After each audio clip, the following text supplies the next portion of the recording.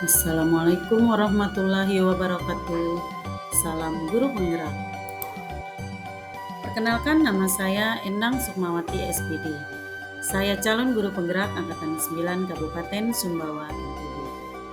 Sebagai fasilitator saya adalah Bapak Muhammad Irwansa, SPD MPD. Pengajar praktik saya adalah Ibu Hasmini SPD SI. Kali ini saya akan memaparkan tentang koneksi antar materi modul 2.1, yaitu pembelajaran berdiferensiasi. Apa yang dimaksud dengan pembelajaran berdiferensiasi dan bagaimana implementasinya di dalam kelas? Pembelajaran berdiferensiasi adalah usaha untuk menyesuaikan proses pembelajaran di kelas untuk memenuhi kebutuhan belajar individu setiap murid. Implementasinya di dalam kelas ada beberapa.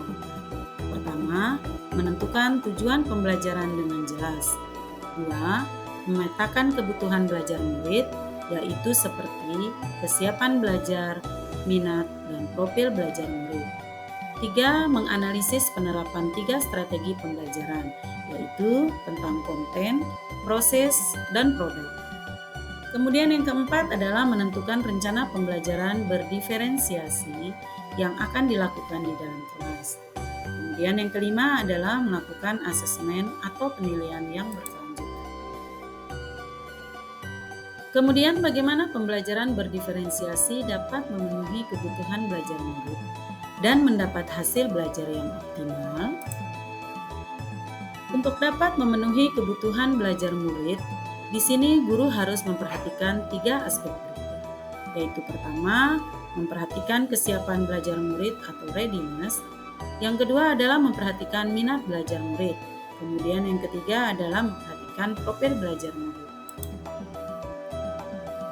Kesiapan belajar murid atau readiness, di mana kondisi awal suatu kegiatan belajar yang membuatnya siap untuk memberi respon atau jawaban dalam kegiatan pembelajaran untuk mencapai tujuan. Kemudian minat belajar murid. Sejauh mana seorang murid tertarik atau terlibat dalam aktivitas pembelajaran. Minat mencakup sikap, motivasi, dan keterlibatan siswa dengan materi. Kemudian yang ketiga adalah profil belajar murid. Di sini guru memberikan kesempatan kepada murid untuk belajar secara alami dan efisien tergantung dari gaya belajarnya, kecerdasan majemuknya, pengaruh budaya, dan lingkungannya. Kemudian kebutuhan belajar murid juga dapat diidentifikasi dengan cara sebagai berikut, yaitu yang pertama, mengamati perilaku murid. Yang kedua adalah mengidentifikasi pengetahuan awal. 3. Mereview dan merefleksi terhadap praktek pengajaran. 4. Berbicara dengan guru sebelumnya.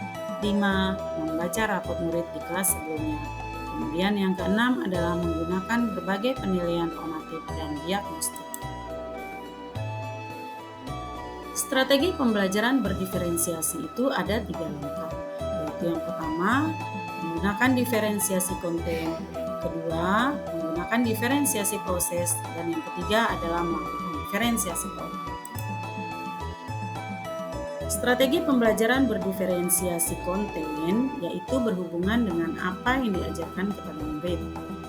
Tingkatannya bisa melalui kesiapan murid, minat, dan profil belajar yang berbeda-beda pada murid.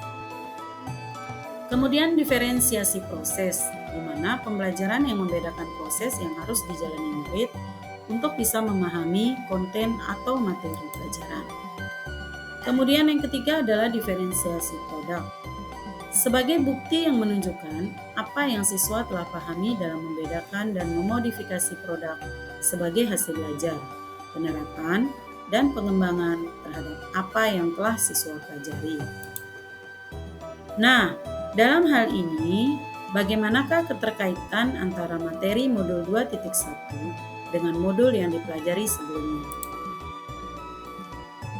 Pada modul 1.1 yaitu tentang filosofi Ki Hajar Dewantara. Modul 1.2 nilai dan peran guru penggerak. Modul 1.3 adalah tentang visi guru penggerak. modul 1.4 adalah tentang budaya positif. Kemudian hubungannya dengan modul 2.1 yaitu pembelajaran berdiferensiasi, di mana semua pembelajaran tersebut adalah berpihak pada murid. Menurut filosofi Ki Hajar Dewantara, keterkaitannya dengan modul 2.1 pembelajaran berdiferensiasi. Untuk dapat melakukan pembelajaran berdiferensiasi, maka guru harus berusaha memenuhi kebutuhan belajar anak sesuai dengan kodrat alam dan kodrat zaman. Ini berdasarkan filosofi Ki Hajar Dewantara. Kemudian keterkaitan antara nilai dan peran guru penggerak dengan pembelajaran berdiferensiasi. Di mana dalam melakukan pembelajaran berdiferensiasi, seorang guru penggerak haruslah berpihak pada murid, reflektif, mandiri, kolaboratif, dan inovatif, agar dapat memenuhi kebutuhan belajar murid.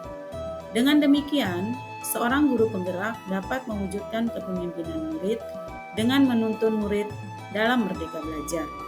Hal ini sesuai dengan nilai dan peran guru penggerak. Kemudian keterkaitan visi guru penggerak dengan pembelajaran berdiferensiasi.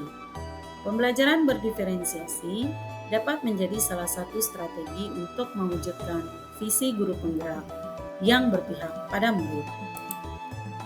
Kemudian keterkaitan modul 1.4 budaya positif dengan pembelajaran berdiferensiasi adalah dalam melaksanakan pembelajaran berdiferensiasi antara guru dan murid harus membuat kesepakatan kelas terlebih dahulu agar proses pembelajaran dapat berjalan dengan baik sesuai dengan nilai-nilai budaya positif. Demikian pemaparan dari saya. Semoga apa yang sudah saya sampaikan dapat bermanfaat. Terima kasih. Wassalamualaikum warahmatullahi wabarakatuh.